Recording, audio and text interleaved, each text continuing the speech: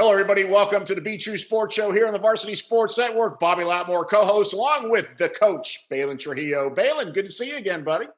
Yeah, week 5 is here. I'm really excited about this week, especially for this individual that you listeners are going to get to see and hear from. Luke Rucker, one of the most sensational phenoms in the Central Florida area, around the state of Florida.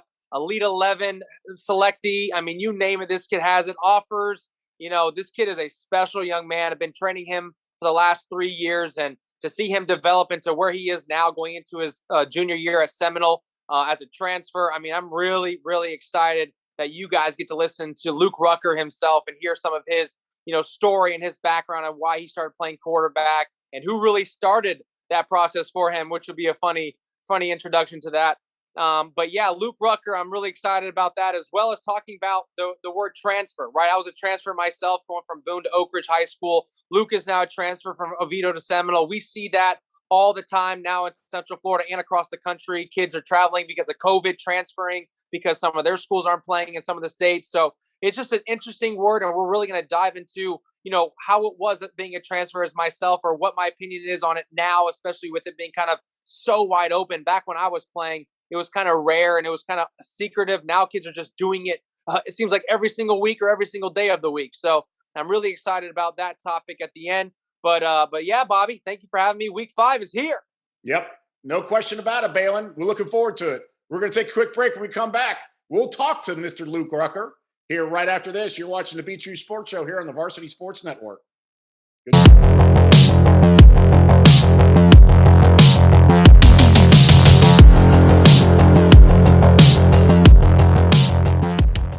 And welcome back here to the TRU Sports Show here on the Varsity Sports Network. Bobby Latmore, along with the coach, Balin Trujillo. And Balin, before we went to the break, you mentioned the kid that is one of the going to be a superstar, if he's not already, here in the Central Florida area. Played at Oviedo High School his freshman and sophomore year. Really made his name last year in some spectacular games in the season that he had. Luke Rucker, now at Seminole High School over there with the defending 8A state champions, man. Can they get any stronger?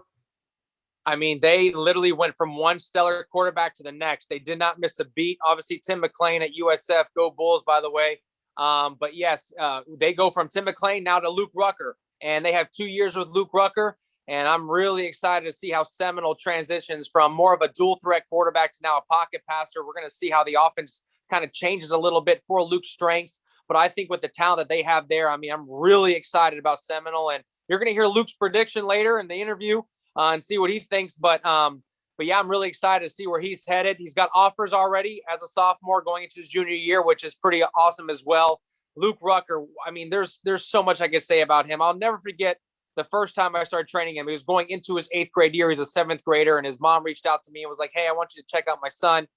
He's been training with a couple other guys, but we really want to see what you're about. We've heard a lot of good things. I think they actually heard about me through my cousin Cohen, who's also out there in the Oviedo area. So they're like, well, we like what Cohen has done on Friday nights. So we want to be around, whoever was training him. Come to find out it was his cousin, myself. So Luke Rucker comes out there. We're at Cypress Grove Park, downtown Orlando. And I remember the first time he threw a football, I literally looked over to his mom and I gave her a thumbs up. Afterwards, we had a good conversation. I was like, this is the position he's been born to play. And if he sticks with it, he's going to be special. Mind you, he was only going into the 8th grade. And so he stuck with it, and he was already like 5'10" at the time. So I'm like, man, he's if he grows up to about 6'3", 6'4", which, his dad's pretty tall, he's got a future at this position. So anyways, we went through his whole 8th grade year training. 9th grade year we were training, and right before he went to high school, I told his mom, this could be something that can really blow up for him. I think he can compete as a freshman. Well, sure enough, he goes into Oviedo, which was his dream school.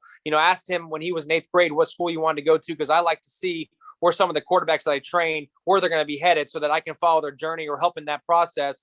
And he said he wanted to always be a Lion. So he ended up going to Oviedo. That was like his dream school because he watched Blake Bortles growing up. And so he wanted to kind of follow in that footsteps and that kind of standard. So he went into Oviedo, started as a freshman, went undefeated, balled out every single game. And then he ended up getting moved up to varsity, finished the last 2 games as a starting quarterback. And then he kind of wrote a story there his sophomore year and was a starting quarterback there. But, seeing him develop over the past years and really, seeing him develop as a true quarterback and learning how to run an RPO system where he's able to use his feet instead of just his arm has been quite special. And I'll never forget before we go into his interview, we actually ate at a fresh kitchen after a training one time. It was actually going into his sophomore year, after his freshman year, and he had started the last couple games. And I sat down with him and his family. We literally went to eat right after a training, and just to kind of get to know them more, we wanted to kind of feel it out, to really dig deep, because this was going to be a long-term thing, and kind of told them my aspect and my vision for Luke and the process that he was going to go through. And man, I remember telling his mom right there in front of his dad too, as well as just the four of us. And I said, if your son sticks with it, he will be the best quarterback in Orlando, Florida. And I promise you he will be. And they're like, oh, are you just saying that? And I said, look, I've seen talent. I've trained a lot of great talent. I mean, I take pride in the work that I do, but this specific individual, I knew if he stuck with it, he will be the biggest recruiting quarterback in the Central Florida area. So I'm really excited for you viewers and listeners right now to hear his interview that I did with him. And I'm telling you what, you will fall in love with this kid. Here it is. Luke, welcome to the show, man. This is week 5 of the TRU Sports Show, man. I'm really excited to have you on, especially, our history together in quarterback training, and me personally believing you're one of the best in the top quarterback in Central Florida and the state in the class of 2023. But I'm really excited to have you on the show and let the viewers get to know you a little bit and kind of personally get to understand, your background in sports and playing quarterback and seeing, where you might be going in the future, and kind of some of the things that you look up to and stuff like that. So, man, thank you for coming on the show. Yes, sir. Thank you for having me, Coach. No doubt, no doubt. So I'm going to start off this question. It's a pretty general question. I just want to know a little bit about you. What makes you want to play the quarterback position? When did you start playing football? And when did you really know, like, this is what you wanted to do in life? I've been playing for a while now, flag football. I've been growing up. I think I started when I was like 6 years old. To be honest, I really started throwing like the ball around with my mom in the yard when I was really young, and she was the first one that really pushed me to let me play the sport. And ever since I've played, I've loved it throughout flag and throughout tackle. It's just amazing sport. I love it. I'm going to love it forever. So, yes, sir. Wow. So your mom was actually the first person. That's why Pretty she's much, so tough on you. Yeah, Yeah, exactly. that's hilarious. Are there any other sports you played growing up other than football? Yeah, a little bit. Never to the level of how I play football, but I've played a little bit of basketball, a little bit of track. But that's about it. Never exactly like to the level of played football. So it's always been my number one sport. Right. Do you have any other hobbies or interests other than football that you like to do on a daily basis? Yeah, I guess every now and then I'll go fishing. Just other stuff like basketball with friends. But when it comes to sports, no, not really. Okay. Yeah. Now let's get more towards the quarterback position and kind of like the role models that's playing in your life. There's so many different people that you probably looked up to, but is there one specific person that you've looked up to kind of like mold yourself as a quarterback, or like kind of motivate you or want to be like as you grow in your career? Yeah. There are a couple guys. I would say a specific one I couldn't really name, but I say as a role model, I'd say all my coaches, always pushing me, wanting me to be the best. You're one of them, obviously, but all the coaches from my high school, all of them always pushing me to be greater and always work hard. So that's what I'd probably say. Well, I'm glad I'm the name that you mentioned, though. Yes, sir. No, that's awesome, man. Yeah, definitely coaches are a big influence. Your mom, I definitely probably is a big influence on you. I know she's pretty tough, and the conversations that we've had, I know she's all in with you. So that's pretty special. Obviously, your dad doing a lot of different things too, and your brothers. I'm pretty sure they've, in an indirect way, has motivated you to push and become 100%. better as well. I saw your brother just got accepted Sure. into a program. What did he get accepted into again? To UF, yes, sir. Wow, Just that's got pretty accepted cool. Friday night. Wow, hopefully you'll be dream school, so he's super happy hopefully to be you'll there. be having a scholarship there soon. We'll see. Shortly, we'll see. That'd be awesome. Yeah. So, like, is there anything that you have, like, as far as like short-term or long-term goals? I know you're a sophomore. Viewers that are watching right now, a little bit about you. You started the last 2 games on varsity your freshman year. You had a phenomenal freshman year on the freshman football team. I think you were undefeated, if I'm not mistaken. Yep. Did really well. They brought you up, and you ended up starting the last 2 games as a freshman on varsity. Did pretty well. Got a win in a rivalry, right? I'm pretty sure the last game got a win in a big rivalry, which kind of set the tone for your sophomore year.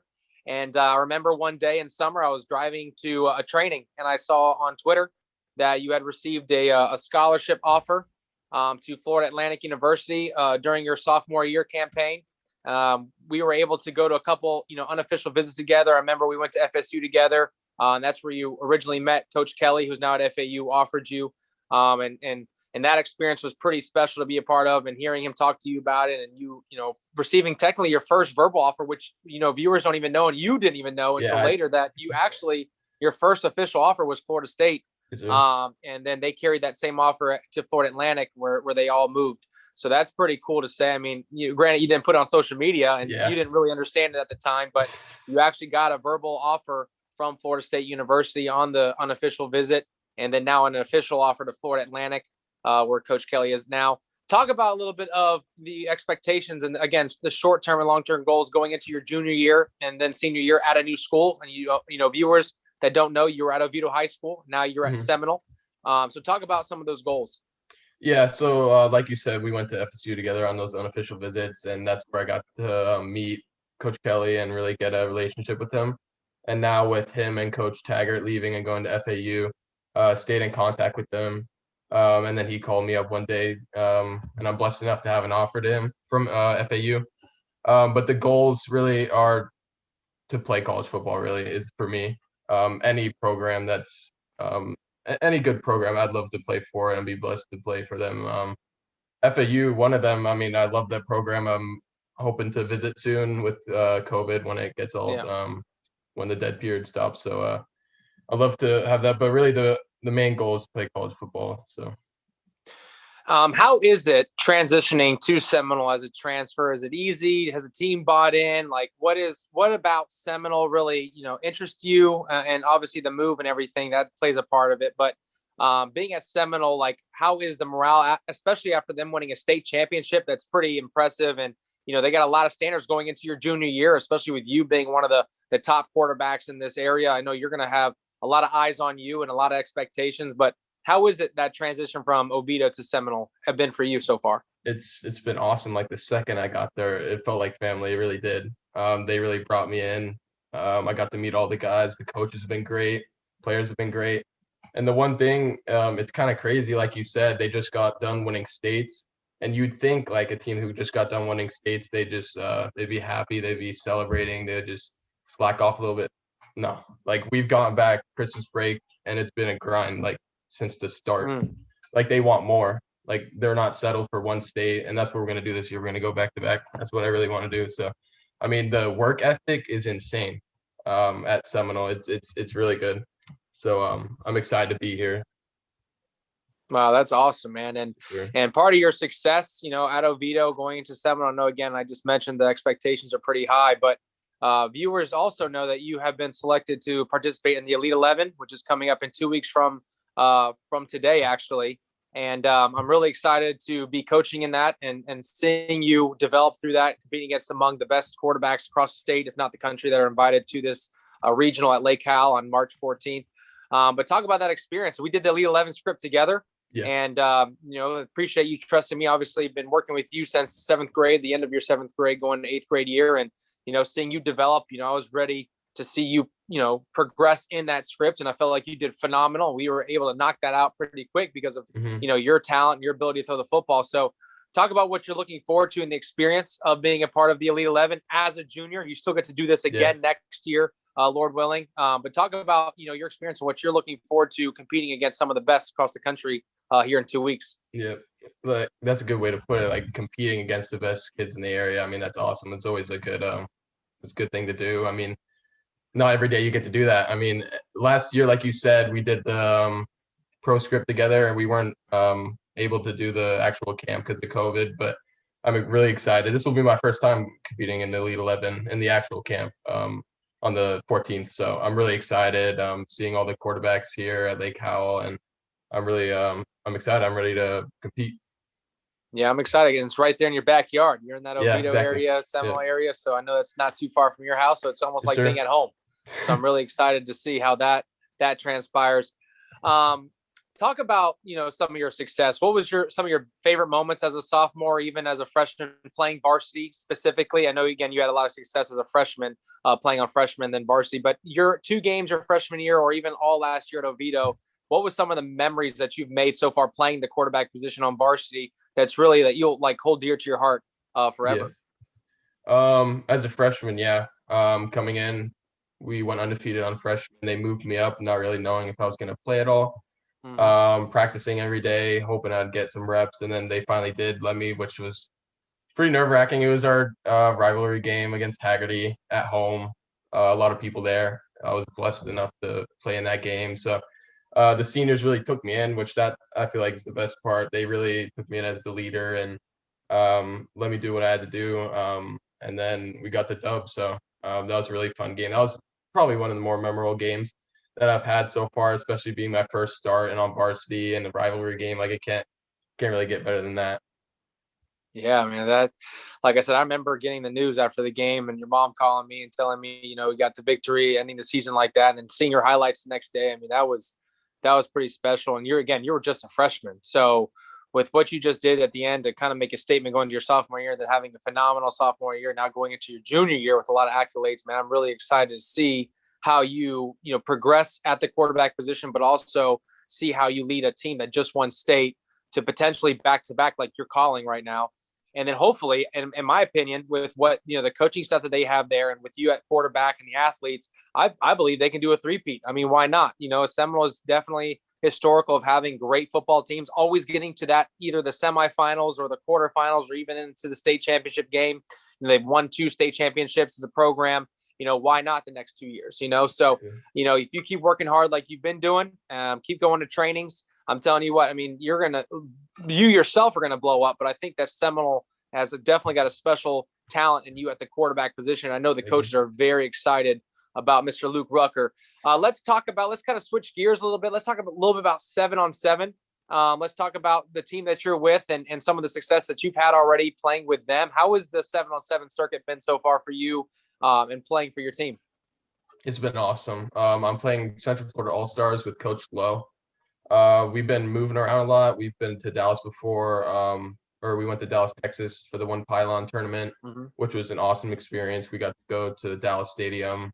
Even afterwards, we got to see the All-Americans play 7-on-7, which was an amazing experience. So he's a really good coach, an amazing coach. We're going to all the Orlando Pylons and really getting a lot of experience, and the tournaments have been great. Team's been good. So yep. Awesome, Luke. And last but not least, I just want to just hear you talk about, how do you separate, the success that you're having on the field to how you prepare yourself in the classroom, and how you really stay humble. Because I honestly, in my opinion, with having a lot of success, being around you, I feel like you're one of the most humble kids I've ever been around, and you're always eager to learn. You're always asking questions. You're never shy of getting better. That's something that you can't teach, and that's something that you have, and that's special.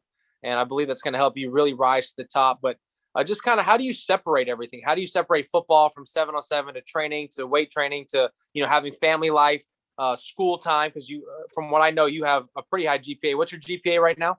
4.0. I mean, you can't get better than that, right? 4.0. So, how do you balance everything in your life?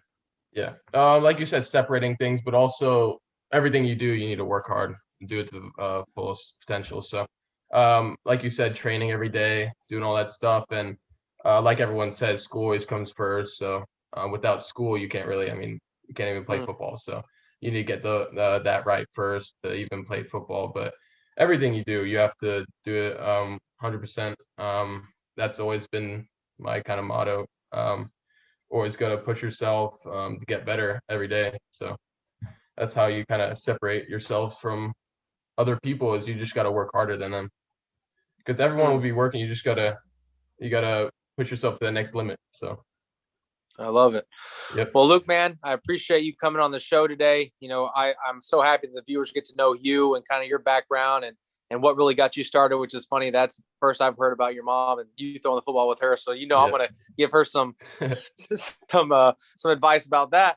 She might need some training, but no, but I'm really excited about you, Luke, man. And you're a special young man. And, I feel like, the sky's the limit for you. And, if I have it any other way, you'll be signing to Miami in 2 years, but hey, the Lord knows where you'll be ending up. And I believe you're going to be the best 2023 quarterback in this area if you continue doing what you're doing, not just because you're training, but because of the coaching staff that you're around, the offense you're in, and the kind of the reputation that they hold at a high standard, being a state champion. That's really going to set you apart from the rest. And I'm really, really excited to see how you develop the next 2 years. And I'm honestly blessed to be part of your life in a small way, even if it's just training, and there's so many people that, can say that they've helped you in any different aspect, but ultimately it's you playing the game on Friday nights that's helped you get to where you are today. And that's a testament to you and your family. And I'm really excited to be, again, a small part of that. So Luke, I cannot wait to see how you develop and see the journey for another 2 years, man. Yes, sir. And can't wait to train you again and see you in 2 weeks with the Elite 11. And I'm going to be throwing you right in the front of the line. Yeah. So just be Awesome. prepared, man. But you're ready Yes, for it. So I'm proud of you, buddy. And we'll talk soon. Thank you, Coach. And again, thank you for having me. No doubt, man, Luke. Have a great day. Awesome. You too.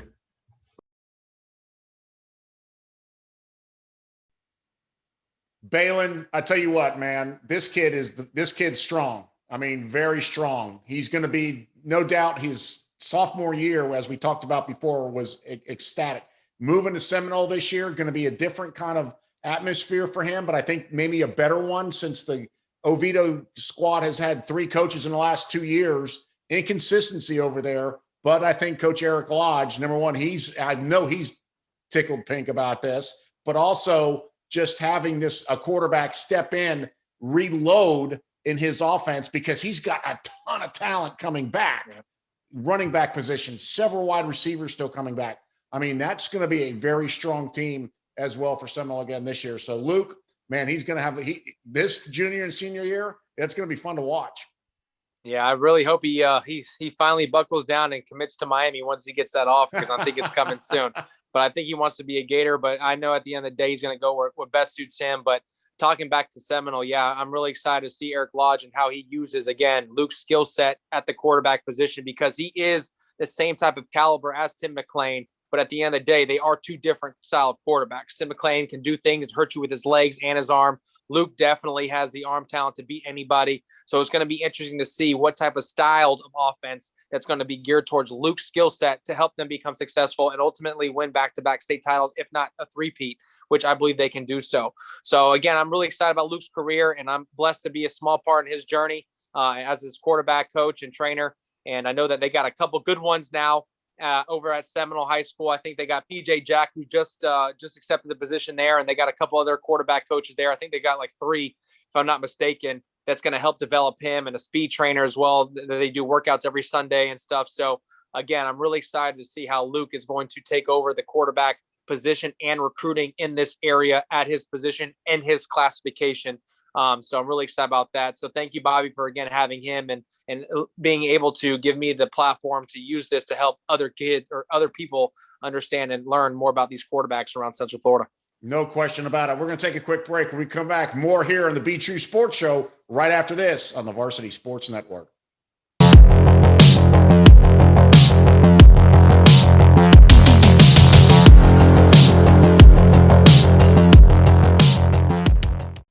Welcome back, everybody, here to the TRU Sports Show here on the Varsity Sports Network. Bobby Latmore, Coach Balin Trujillo. And Balin, Luke brings up an interesting concept of what's been going on for a very long time in Central Florida, all over the state, and basically all over the country, where kids transferring from one school to another to make themselves better, obviously put themselves in a better situation so they can get a college scholarship to go somewhere after their high school career.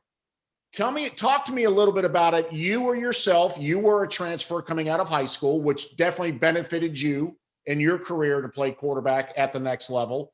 Talk to me a little bit about this transfer rule. Talk to me about this, the free choice, school choice that's out there, and we're basically allowing these kids to move back and forth to these schools. Yeah, so I know there's several different, rules where it comes to kids transferring, whether that's moving into another location in the school zone. I mean, some counties don't even have a restriction of where they can play. Like in Osceola County, those kids can go to any school they want to as long as they're in county. Whereas Orange County, you have to be in the school district. And some schools in Orange County have low population, which allows those kids, like the school choice, to go into that if they really wanted to attend the school. And then they might have to provide transportation or get transportation or whatever. But as far as the overall concept of transferring, I'm in full support of it. I know a lot of coaches don't like it because they all go back to the community base. They say, well, why don't kids just stay in their community and play in the neighborhoods that they grew up in and really take pride in that? Well, at the end of the day, it's not about the coaches. It's about the kid.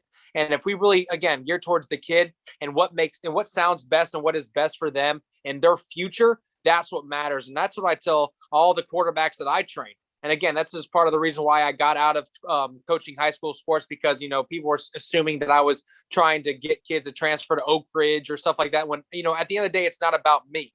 I don't care. I want the kids to be successful. So if they're at a school that they like to be at, that's great. At the end of the day, it's about them. So I tell them, make the best decision for you and your family, not be based off a coach because you have a good relationship with them, but based off what's going to get you to that next level. So I'm in full support of transfers. I was a transfer myself. The biggest regret that I have in my life, other than just ignoring my dad training me my whole life, I wish I would have really accepted his teaching and not rejected it, is that I didn't transfer earlier. I wish I would have transferred earlier. I was in a political school, Boone High School. And, I waited and waited, and my dad believed I could earn the position at quarterback, and they were running more of a pro style offense, which again, at the end of the day, wasn't going to get any quarterback to ever play there at the next level, at least at the Division I level, because of the style of offense, which is run the ball, run the ball, run the ball. So yeah, it's great for a running back, but for a quarterback, it's absolutely horrendous. So, that move was a move for me, and I made it my senior year, and it changed my life. In 1 year, had over 8 scholarship offers, played at the University of South Florida, which was Division I, ended up playing professionally, and now doing the things I do every single day. It's all based because I literally transferred my senior year to Oak Ridge High School, and Coach Elijah Williams set my whole life up, getting me recruited at the Division I level, which again is something that I'm appreciative to this day, and which is why I'm very high on Jones High School. And it's not because of Jones, it's because of Elijah Williams, who changed my life as a coach. So, and he gave me an opportunity at Oak Ridge running a spread offense that's helped me to get recruited and live out, the dream that I had of playing pro sports in Division I and college in general. So for other transfers, that's the same case, right? Kids are transferring all the time to powerhouse programs because in their opinion, they think that it's the best position for them to get a scholarship. And 90% of the time, that is an accurate statement. Now, what they also run into is, yes, you're not the only kid that's going to transfer to that high school. So in other positions, quarterback, there can only be one on the field. So quarterbacks, it's very strategic in how they view transfers and where they go and the connections that they have, or if they move into a certain district and trying to see the different schools in that area and what best fits them. Because again, there's only one on the field. You run into that, scenario in other positions like receiver or running back or DBs, linebackers, linemen, right? Where you're going into a place where there's multiple that can play that position. So you give yourself, one, a better opportunity, but two, you have to understand when you transfer to powerhouse programs, and I'll name a few of them right now. You have Seminole, Dr. Phillips, Edgewater, right? Osceola. Those are like your 4 powerhouse programs that you're like, if I'm going to transfer somewhere, I'm going to probably end up going there because I feel I have the best opportunity possible. West Orange, Wekiva, to name a few. So when the kids do that, guess what? Other kids are trying to transfer in as well. So they think that's the best scenario for them. But guess what? They might not necessarily be the guy when they get there because there's other guys there that transferred or stay there or whatever. But at the end of the day, keeping the main thing, I believe transfer is a good thing as long as it works well for the family. But at the end of the day, my personal opinion, I can care less what coaches think because at the end of the day, it's about the kids. And if the kid feels like this school is not helping me because they're running a pro style offense, they're running an RPO offense, or they're running a spread offense, and that's not geared towards at least I'm talking about the quarterback position, they need to get out and find a new home. Now, for other positions, if again, does it fit you? Does the system fit you? Does it work out for you? But at the end of the day, my objective and coaches' objectives, regardless of how they feel, should be about the kids and always about the kids and what best suits them and their family. Their family wants to move houses, let them do it. I had to live in an apartment with my sister, share a bedroom with her just so I can go to Oak Ridge. Like, there's things that my family had to go through just to put me in situations to be successful. And it worked out. And I thank them every day for it. And yeah, I think I do take it for granted more than I would like. But at the end of the day, that they are the reason, my parents are the reason for their belief in my abilities. And, Oak Ridge taking a shot on me with their spread offense and the new head coach in Elijah Williams, that I'm able to live out my dream and be able to talk about the experiences I've had playing college football. So I am all for transfer as long as it's done it the right way. I don't like illegal transfers. I don't like how kids try to manipulate things. Don't like how, parents unfortunately have to go through separational things and stuff like that. Like, I just don't like that stuff. But if it's done the right way, and whether that's a magnet program, actually moving into the district with a true address, right, stuff like that, I'm all for it as long as it's about the kid and what makes them better. And at the end of the day, if coaches don't like kids leaving, do something that doesn't make them want to leave. Good job. Good topic. A lot of good stuff right there on that transfer world. So that's it for this week's episode, number 5 in the books. So there it is. Job, Can't Coach. wait for next week. Yep. We'll see you next week. It's the TRU Sports Show here on the Varsity Sports Network.